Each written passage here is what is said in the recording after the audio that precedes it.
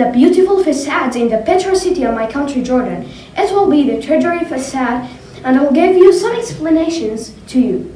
Then, let's get started. The ancient city of Petra in Jordan became one of the 70 new wonders of the world when it was chosen in 2007 by a vote of 100 million people.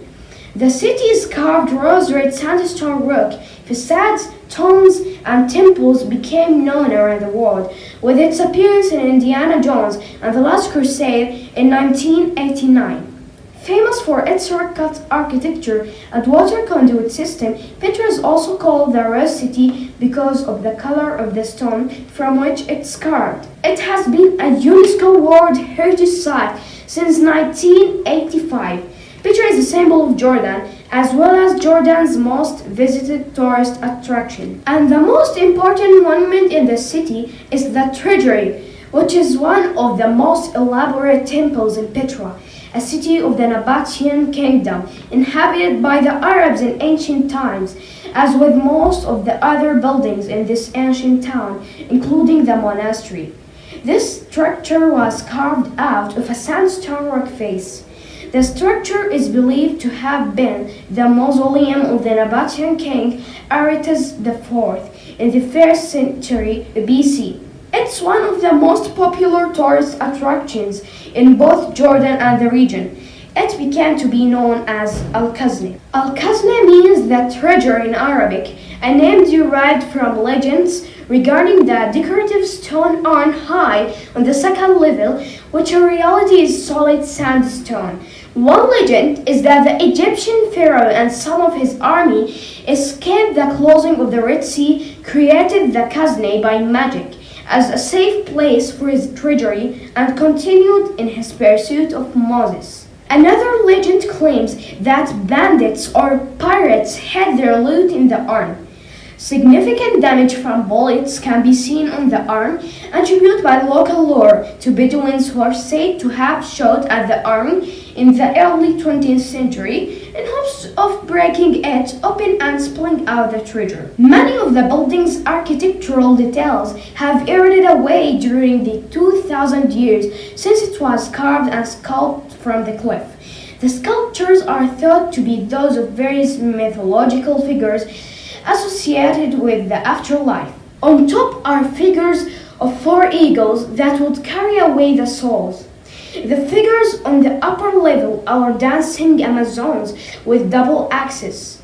The entrance is flanked by statues of the twins Castor and Pollux, who live partly on Olympus and partly in the underworld. The trading business gained the Nabateans considerable revenue, and Petra became the focus of their wealth. The Nabateans were accustomed to living in the barren deserts, unlike their enemies, and were able to repel attacks by taking advantage of the area's mountainous terrain. They were particularly skillful in harvesting rainwater, agriculture, and stone carving. Petra flourished in the 1st century BC when its famous Khazneh structure was constructed and its population peaked at an estimated 40,000 inhabitants. Petra fell to the Romans in 106 AD that it lost its independence.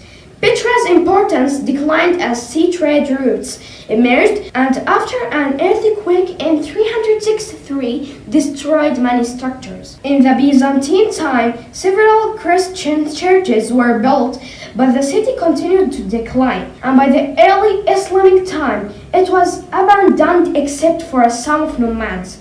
It remained unknown to the world until it was rediscovered in 1812 by Johann Ludwig Burckhardt. Petra is a symbol of Jordan as well as Jordan's most visited tourist attraction.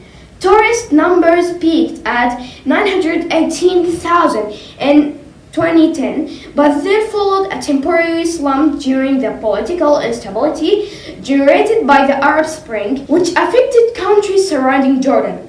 Visitor numbers subsequently increased and reached the record-breaking 1.1 million tourists in 2019, marking the first time that the figure rose above the 1 million mark. Tourism in the city was crippled by the COVID-19 pandemic as visitor numbers plummeted to zero since March 2020. The Jordanian government has authorized excavations in front of the treasury to make use of the site's emptiness. While the economic effects have been largely positive last year, the site faces threats from decreased tourism.